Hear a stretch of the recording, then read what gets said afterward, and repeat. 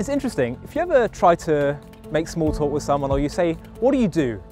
Typically they'll respond by telling you what their job is. But if you say, "No, I want to know what you do in life," meaning what's the purpose of your life? What do you live for every day? It's funny how many people will actually struggle to answer that question. And it's weird because if you went into someone in a business and said, "What's your job?" they would presumably be able to tell you straight away. And yet, so many of us are walking around unable to tell you what we believe our job is in life. It's interesting, in the Torah, when the Jewish people are enslaved in Egypt, and Moses finally comes along, and he goes to Pharaoh and he says, "Pharaoh, let my people go." Pharaoh responds by saying, "Not only will I not let your people go, but I'm going to double the Jewish people's workload and I'm going to take away their day off." And many people look at this and they think, well, Pharaoh was just angry. He wanted to lash out at Moses and the Jewish people for even indulging in the thought that they would somehow be freed. But actually the Torah commentaries tell us that there was something much more sinister going on from Pharaoh's perspective. What Pharaoh was worried about was that Moses had now inspired in the Jewish people's brains, in their consciousness, a sense of redemption, that things might not always be this way, that perhaps they one day could be free.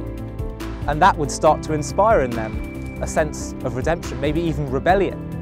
And therefore, he calculated that the only way that I can squash this new sense of redemption in the Jewish people, this new sense of thinking that maybe they won't always be slaves, is by making them so busy, so drenched in sweat, so unable to do or think about anything else, that they wouldn't have time to think about such things as redemption or planning a rebellion.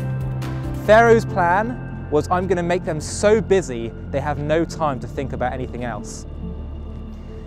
And that's really the way it works for us as well. Pharaoh represents that evil inclination, that evil voice within all of us that wants to make us so busy in life that we don't think about the important things, that we don't think about anything else.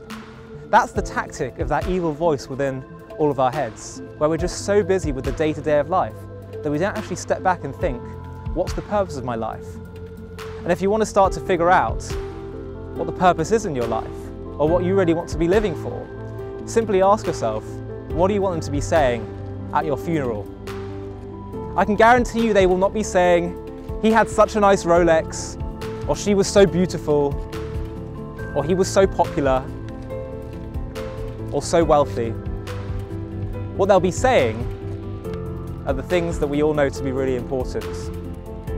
They were kind, caring, loyal, had integrity, tried to bring people towards greater meaning in life, tried to calm down that voice, that inclination in our heads, which makes us so busy that we don't have time to think about anything else. And if you do that, if you can make a time every so often just to think about, what do I really want to be living for?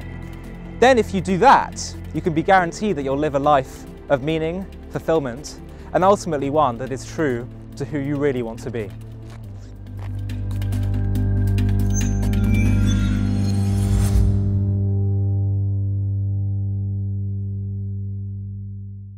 To stay up to date with the latest JCV content, if you're on YouTube, click subscribe below the video and the alarm bell. And if you're on Facebook, click the like button, and under following, click see first.